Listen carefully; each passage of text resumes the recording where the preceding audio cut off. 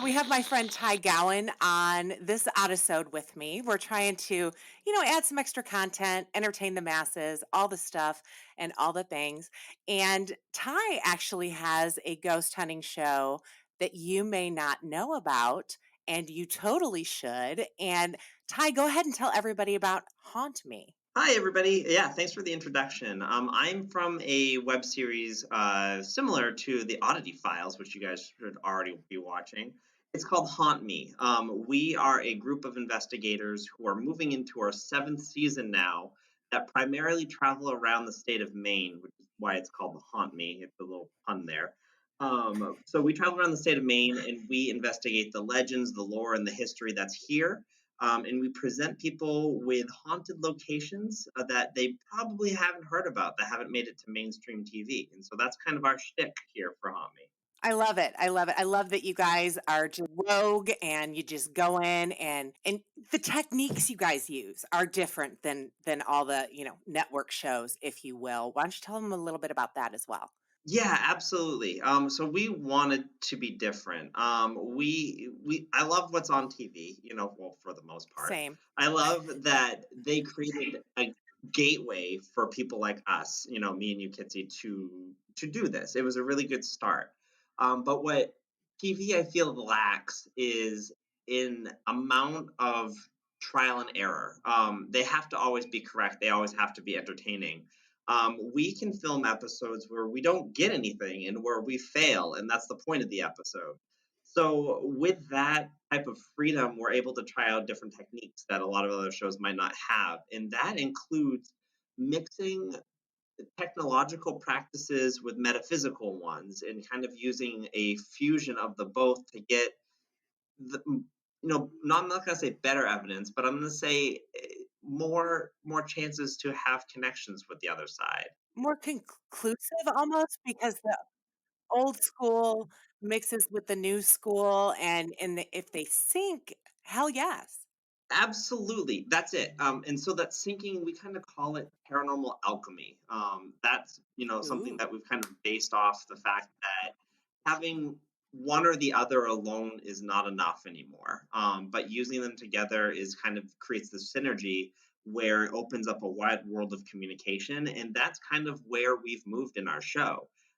Where the beginning of our show was very much tailored to what was on TV and kind of sampled a lot of ghost hunters from sci-fi's techniques.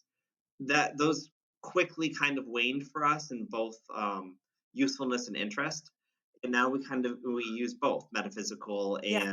and technological. What that's kind of trained us over the years is gathering evidence and storing them like Pokemon cards is not really our thing anymore. We kind of have convinced ourselves that there is something else out there, and our show has moved from just making contact to the goal is generally every episode now to make contact and then have a communication and understand whatever on the other side needs instead of just uh, cementing whether or not it is there. That's amazing. I totally love that. And you guys kind of go in the same way we do, where, we're not just looking for the K2 to go off. I want their story. I can't pass them on. I don't know how to do that. I'm not sure if you guys do that or not, and I should have researched that. But I just want them to be able to tell their story because sometimes I feel like that's why they're still here. I don't know. I just make shit up as I go. But do you feel the same way about that? No, absolutely. That kind of feels to me like eh, crossing them over, cool. If they want it, sure. But I don't believe you can really just like punt one of them out. Yeah. But sometimes having that conversation is enough. It's crazy because it's enough for living people too. Like Yes. one of the greatest things I've ever heard was that after Columbine, Marilyn Manson was interviewed about what he would have done because he got blamed because of the music, his music Oh. choices. He got a lot of blame for what happened at Columbine, and someone said, "What would you have done?" And he said, "I wouldn't have done anything. I would have just listened." And like that has stuck with me since I was in fifth grade when that happened. It gave me chills when I heard it, and that's kind of like honestly what I brought with me into the paranormal community. What if instead of yelling at these things on the other side, these once people, we just listened. And that is a lot of what Haunt Me is. I love it so much. By the way, I was covered in goosebumps as you told me that, so thank you for that, I love it. Um, so what are some of the I know your big thing, I haven't spoken to you in years, I should put that out, other than, social media, and runes are your thing right now, so tell me what they are, what they do, how you learned it, and all the nitty-gritty. Absolutely. So I'll dive in this real quick because I could like go on for the whole podcast about this stuff at this point. Yay. But Katie Webb was our occultist on our show, and she really showed us these amazing methods of communication. Where I was generally more like the tech guy. We kind of like basically balanced each other out on the team. And then as the years went on, I really saw the benefit of what she was doing, but tarot cards never really spoke to me. I think it's Okay. beautiful artwork. I think it's amazing when other people can do it, but I just can't. So trying to use tarot cards like Katie always felt a bit false. And so what I found is I've always had a love for Nordic culture. I've ever since watching the Marvel movies and seeing Thor and Loki and stuff like that. That's like the gateway drug, and so I love seeing. And so I went a little bit further with that and started researching their communication system, and that's where runes come from. Unlike American and English type of typeset, where letters are, A is ah, B is C is ch, or whatever, that type of thing. Mhm. That's the power that they hold. For Nordic culture, these letters hold huge powers. So their letters, Urox is like the U, but what it holds is this amazing epic about an ox standing upon a hillside when you leave your hut in the morning, and the challenges that you are faced with, whether or not you let the ox go on its way and preserve yourself, or you take on the challenge in hopes for finding renown, food, and warmth for your family by So facing. deep. It's so deep, and all of these letters, I should say, have these epics attached to it. And so, me being an English major, fell in love with the fact that I'm learning this alphabet, I'm learning the power behind it, and I'm also learning these amazing stories of this culture that's long forgotten. So, what a rune reading is, in essence, is using those chapters of a civilization that wrote a story that has been lost to us, and reigniting those into someone else's story that needs something to be told from these characters who have passed on. Wow. Wow. And so how that plays into Haunt Me a bit is what we do now. Katie came up with this great idea of when you're reading a person, you're reading their spirit. So why don't we just read spirits that don't have a body? And that's what she did with tarot cards. And so Anna on our team does the same thing with Ogham sticks. It's a Celtic version of divination. Mine is just a Norse version of it. But when we're there, I busted out kind of as a touch base for when a K2 meter can't give me information. It goes to green, it goes to red, it goes to orange. I know something's there. If you get really lucky, you can do yes and no answers. But when I want to dive in and get more of that information, pull a rune to see what's going on with them. What are they feeling? What are they feeling about us? And neither one can stand on its own as evidence that something is there and something is talking to you, but you can start it as a clue to move further. So what I usually do it as, Oh, that's brilliant. right? So you can't say amazing. We're sitting here, we're starting to talk with, and I flip the Urox rune again. Oh, it's a spirit that's had a tough challenge and it's really facing off with finding its own identity. That's so bland in face value that you can't just So right. general. But that's where you can start having a digital audio recorder, question and answer period, where you're like, "Hey, I pulled this. I was just wondering, are you being challenged right now? Are you facing something that you can't surmount? Tap this K2 meter if I'm on the right track, and then it hits. Pull another stone. Oh, it's between a relationship. Are you looking for a long lost lover? Tap that if I'm right, and then it goes off.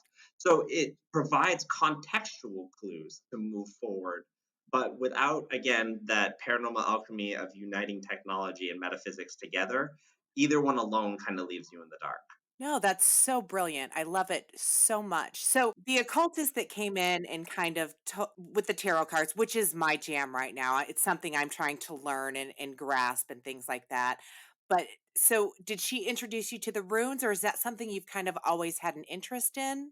No, that's something that I've always had an interest in, but never took the steps to actually learn it. So it was actually a lot of different people who helped me with that. Getting started in the metaphysical, first you have to get over the fact that there's a stigma against it, so that's hard. Right. Secondarily, you have to devote the time to learn it. So what initially did was I read all the epics, like I was in college, and I highlighted the important parts, the stuff that stuck out to me. But again, when you're doing rune readings, nothing sticks. You're trying to reach back for those stories, but there's so many of them that you can't really like grasp it. So step two was writing down note cards. Again, still not feeling my flow with that, and I'm having trouble remembering it. Then someone gave me the idea. I totally can't take credit for this, but they said what you need to do is you need to walk in the shoes of these runes, good and bad alike. Focus on what they feel like to you, because that energy that you feel from them will be what they're trying to convey to you when you're doing it for, working with spirits or giving people rune readings.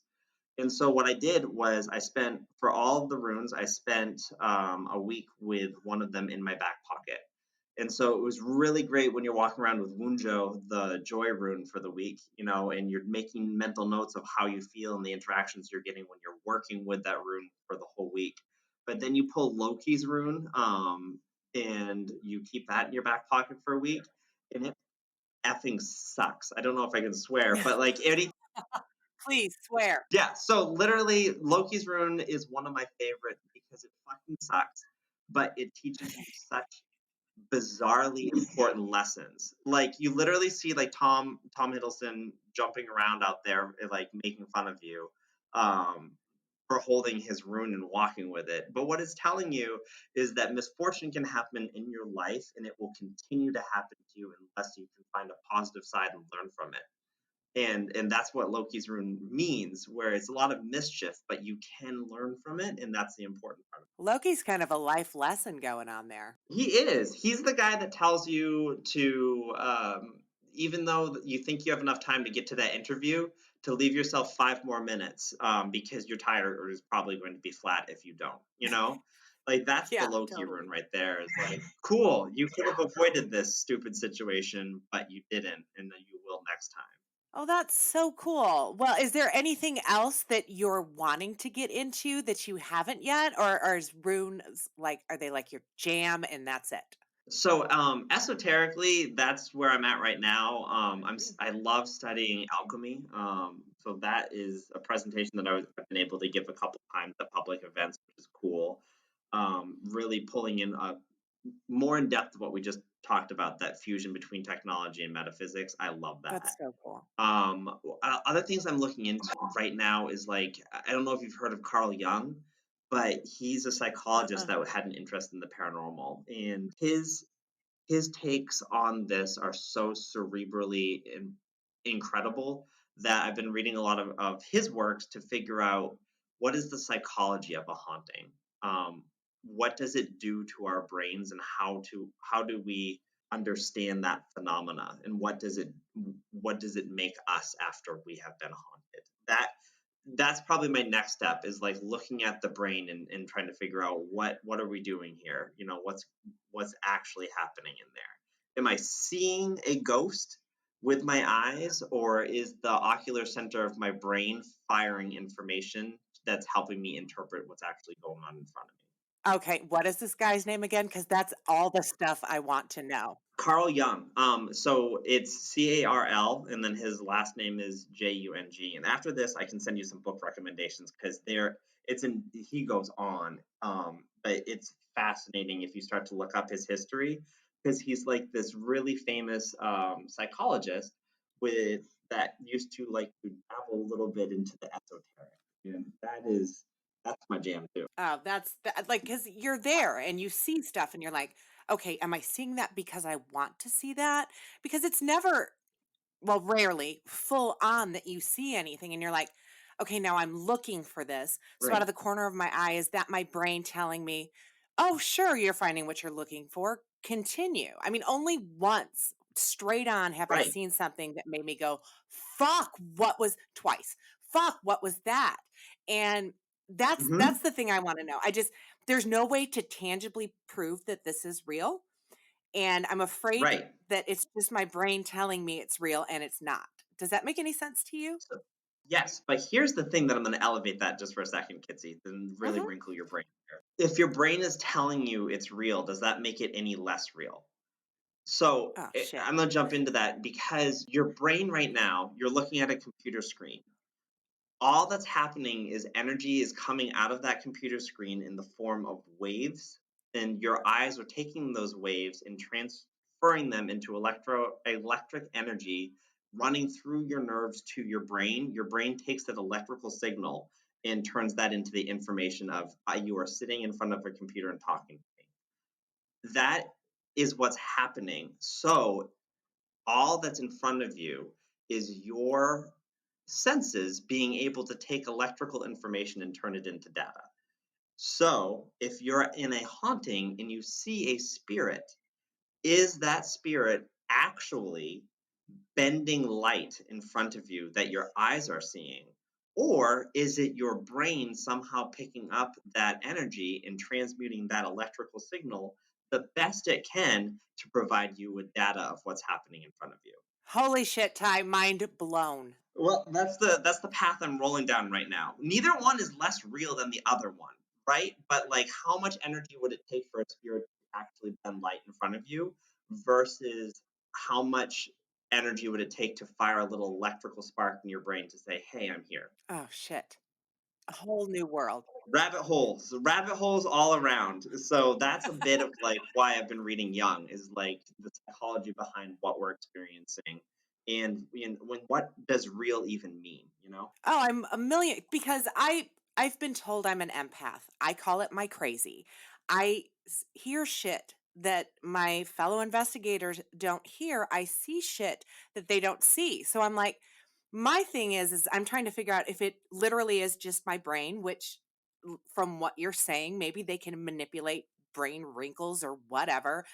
It almost makes more fucking sense. And they've chosen me as opposed to the boys. So I'm gonna throw this out there too. From watching the Oddity Files, no offense to the boys, but um, so one, I got this from a science fiction TV show and called Kingdom Hospital, and it honestly has made the most sense to me out of anything that I've learned in real life, in doing these studies for about a decade or so. If you think of people as tuning forks, it makes a lot of sense why some people have experiences in the same situation that other people don't have, because we are working with energy and energy vibrates.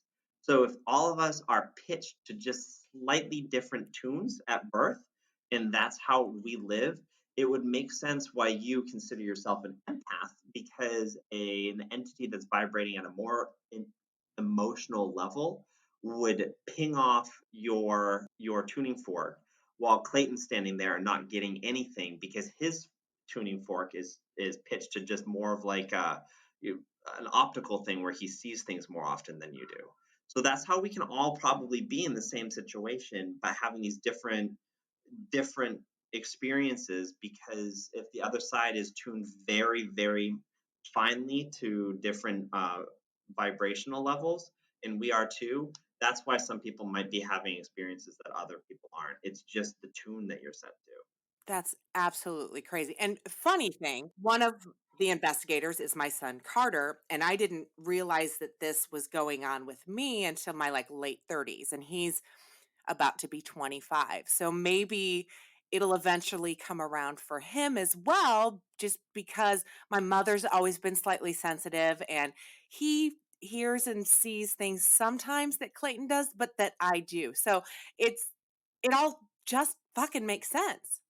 Right? And so, like, if you played any instrument too, that's up to Carter, I think, because I feel like when you play an instrument, you have the option of like a cello is never going to sound like a guitar. Like they're two different instruments, so you can only take it so far.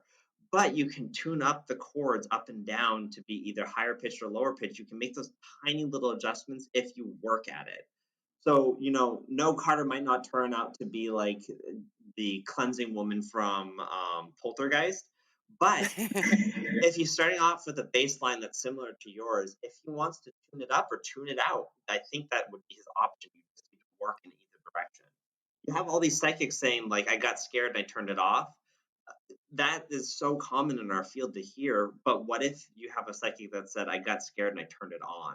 It's totally doable. That's actually right where I am with my life and my crazy right now. I wanna flip the switch, but I don't know if I wanna flip the switch, you know? I totally hear you. For me, that was picking up runes, where it was like, cool, this is a threshold moment. Like this isn't one of those things where you start and then you go back.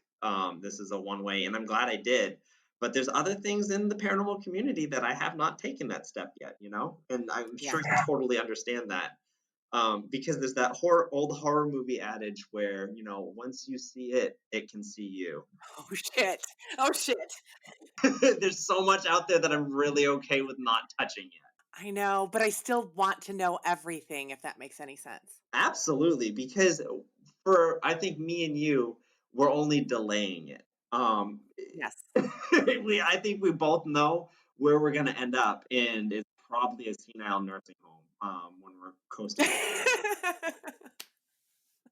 It'll be me and you. Well, you're not nearly the same age I am, but yeah, rocking in my chair talking to people that aren't there. That's how I figure it's gonna go down. Hey, but maybe you'll think that I am there, and that would be good for both of us. Absolutely. Come Well, visit you Ty, on this was Sundays. yeah, deal, deal. Ty, this is so great. I really appreciate you doing this. Shout out all your stuff and all your things for me. Oh, absolutely. So the biggest shout out that I want to do is actually we have a new season of Haunt Me coming out later this spring. All we need to do is get together to film the final recap interviews, and then we can start dropping new episodes. So uh, find us on Facebook to find updates for that as everything progresses, and then follow us on YouTube for the show, which is at Haunt Me Official. So youtube.com/hauntmeofficial, or you can find us at Haunt Me Official on all of the social media platforms for our news and to get to know us. We'd love to take people on our adventures with us. So actually, season 7 is kind of big crazy because we did this. I don't it sound like such a great idea at the time, but so we got invited to leave Maine. We had a couple places across the country reach out to us that wanted us to come visit, which is such an honor. Yeah. We decided that we were going to cram it all into one trip because all of us work day jobs and stuff like that. So Oh shit. we flew out to Liberty, Missouri, and we drove back, stopping every other night at a haunted location that had invited us. And it's wild to watch as we move on, and the investigations ask just as much from us every episode, but we are fucking haggard at the end. it is a season to watch, this one coming up. Oh my gosh, I personally cannot wait. I'm a huge fangirl and I'm super stoked that you did this, Ty. Thank you so much for having me on the show. And next time you need an Oddisode and you want to do a rune reading, just hit me up. Oh, I may do that. Yes, absolutely. That'll be fun for your audience to watch your dirty laundry get aired Oh on shit. an episode. Yeah. Can I have a disclaimer like a writer saying you can't talk about this or Hey, this? you're sitting in the editing seat, so you can just make it whatever you want it to be. Excellent point, sir. Excellent Yeah. point. Well, stay safe, stay healthy, wash your damn hands, and stay in the house. Same. You do the same thing too. Tell the guys I said hello, and I will see you back when I'm sitting at home listening to Oddity Files, the podcast. The podcast. Oddity Files is an independent production. Intro music created by DJ Jimmy. Wah wah. 2020 artwork created by me, Kitsy Duncan. The opinions expressed in this podcast are ours, and ours alone. Well, maybe yours too. If you like the show and would like to support us, visit oddityfiles.com and click on support. or go to patreon.com/oddityfiles. Every little bit helps with both the podcast and the TV show. You can also support us by watching Oddity Files on Amazon Prime. It's free to Prime members and dirt cheap to those who aren't. You can find us on all the social media sites at Oddity Files. Keep spreading the word by sharing, retweeting, and reposting. Join our Oddity Files Facebook group by searching Oddity Files Fan Group and click Join. We'll approve you as soon as we can. All weirdos are welcome. Not into that social media stuff? Tell your coworkers, family, even the weird guy who just won't stop talking to you in line for coffee. Oh, and Grandma. Your grandma will love us. We appreciate each and every one of you, and if it weren't for you, we have no idea what we would do with our lives. If you have a story you'd like to submit, send it on in at oddityfilescrew@gmail.com. Also, send in story ideas, silly, weird memes, or just positive vibes to oddityfilescrew@gmail.com. You can also call in and leave that in a voicemail. Call us at 317-300-6699. To contact us about an appearance, reach out at kitsy@oddityfiles.com. When you have a sec, rate, review, and subscribe. We know it doesn't sound like much, but it really helps us get up there in the podcasting charts. And remember, kids, weird is the new cool. Ghost on.